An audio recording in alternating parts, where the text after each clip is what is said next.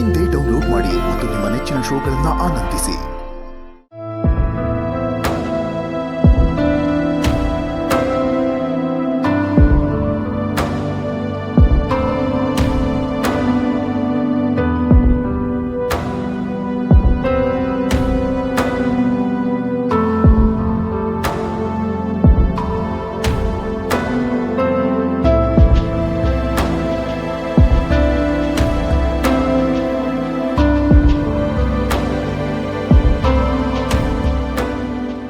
ಅಲ್ಲಿ ಅಷ್ಟೆಲ್ಲ ಮಾತಾಡುವಾಗ ಅರ್ಧಕ್ಕೆ ನಿಲ್ಸೋದು ಬಿಟ್ಟು ಇವಾಗ ಇಲ್ಲಿ ಬಂದು ಬೇಜಾರು ಮಾಡ್ಕೊಂಡು ನಿಂತ್ಕೊಂಡ್ರೆ ಏನು ಪ್ರಯೋಜನ ಇಲ್ಲ ಚೀರು.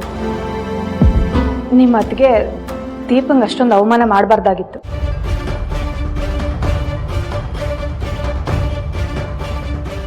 ಹೌದು, ಅದಕ್ಕೆ ಎಷ್ಟೊಂದು ಮಾತಾಡಬಾರ್ದಾಗಿತ್ತು ಅಂತ ಅನ್ನಿಸ್ತದೆ.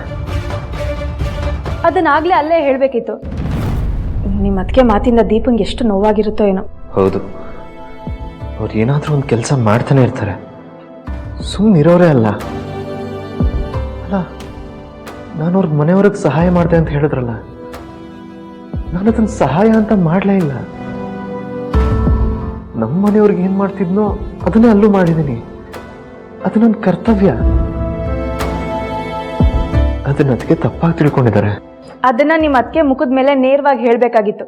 ಇಲ್ಲಿ ನನ್ನ ಹತ್ರ ಬಂದು ಹೇಳಿದ್ರೆ ಏನು ಪ್ರಯೋಜನ? ನಾನು ಸಾಧ್ಯವಾದಷ್ಟು ಅದಕ್ಕೇನ ಕಂಟ್ರೋಲ್ ಮಾಡಕ್ಕೆ ಟ್ರೈ ಮಾಡಿದ್ನಲ್ಲ ಅಚ್ಚು. ಹಾವು ಸಾಯಬಾರ್ದು, ಕೋಲು ಮುರಿಬಾರ್ದು ಅನ್ನೋ ಥರ ಇದ್ರೆ ಆಗಲ್ಲ ಚಿರು. ಕಲ್ಲೋ ಮುಳ್ಳು, ನಾವು ಯಾವಾಗಲೂ ನಡೆಯೋ ದಾರಿಲಿ ಸ್ಪಷ್ಟವಾಗಿರಬೇಕು. ಆದರೆ ನೀನು ಯಾವಾಗಲೂ ನಿಮ್ಮ ಅತ್ತಿಗೆ ಮಾತನ್ನೇ ಕೇಳ್ತೀಯಲ್ಲ. ಅಲ್ಲ, ಅವರು ದೀಪಂಗೆ ನೀನು ಕೆಲಸದವಳು ಬಿಟ್ಟು ತಿಂತೀಯ ಅಂತ ಹೇಳುವಾಗ ನೀನು ಸುಮ್ಮನೆ ಇರಬಾರ್ದಾಗಿತ್ತು ಚಿರು. ಅವಳು ಅವ್ರ ಮನೆಯವ್ರ ಥರ ತುಂಬ ಸ್ವಾಭಿಮಾನಿ. ಅದಕ್ಕೆ ಊಟನ ಬಿಟ್ಟು ಹೋದ್ಲು. ಈ ಮನೆ ಸೊಸೆನ ಪ್ರೀತಿಸ್ಲಿಲ್ಲ ಅಂದ್ರೂ ನೋಯಿಸ್ಬಾರ್ದು. ಅದರಿಂದ ಈ ಮನೆಗೂ ನಿಮ್ಮ ಅತ್ತಿಗೆಗೂ ಒಳ್ಳೇದಾಗಲ್ಲ. ದೀಪ ಈ ಮನೆಗೆ ಬಂದಾಗಲೇ ನಾನು ನಿನಗೆ ಹೇಳಿದ್ದೆ, ಅವಳ ಮನಸ್ಸನ್ನ ನೋಯಿಸ್ಬೇಡ ಅಂತ. ಅದನ್ನ ಈಗಲಾದ್ರೂ ಅರ್ಥ ಮಾಡ್ಕೋ. ಅಲ್ಲ, ನಮ್ಗೇನ್ ಕಮ್ಮಿ ಆಗಿದೆ ಅಂತ ಅವ್ರು ಅಂತ ಮಾತು ಹೇಳಬೇಕು? ಅಲ್ಲ, ದೀಪ ಯಾಕೆ ದುಡಿಬೇಕು? ನೀನು ಅಪ್ಪ ಅತ್ತಿಗೆ ಎಲ್ಲರೂ ದುಡಿತಿದಾರಲ್ವಾ, ಅಷ್ಟು ಸಾಲ್ದ? ನೀನು ಇದನ್ನ ನಿಮ್ಮ ಅತ್ತಿಗೆಗೆ ಕೇಳ್ಬೋದಾಗಿತ್ತು. ಕೆಲವು ಸಲ ಪ್ರಶ್ನೆ ಮಾಡೋರ್ಗೆ ಉತ್ತರ ಕೊಡೋ ಬದಲು ವಾಪಸ್ ಪ್ರಶ್ನೆ ಮಾಡಬೇಕು. ಅಲ್ಲ, ಎಲ್ರ ಮುಂದೆ ದೀಪ ನನ್ನ ಹೆಂಡತಿ ಅಂತ ಎದೆ ತಟ್ಕೊಂಡು ಹೇಳೋದಕ್ಕೆ ಏನೋ ನಿನಗೆ ರೋಗ? ಚಿರು, ನಿಜ ಹೇಳು, ದೀಪ ನಿನಗೇನಾಗಬೇಕು? ಅವಳು ನಿನ್ನ ಹೆಂಡತಿ ಅಲ್ವಾ?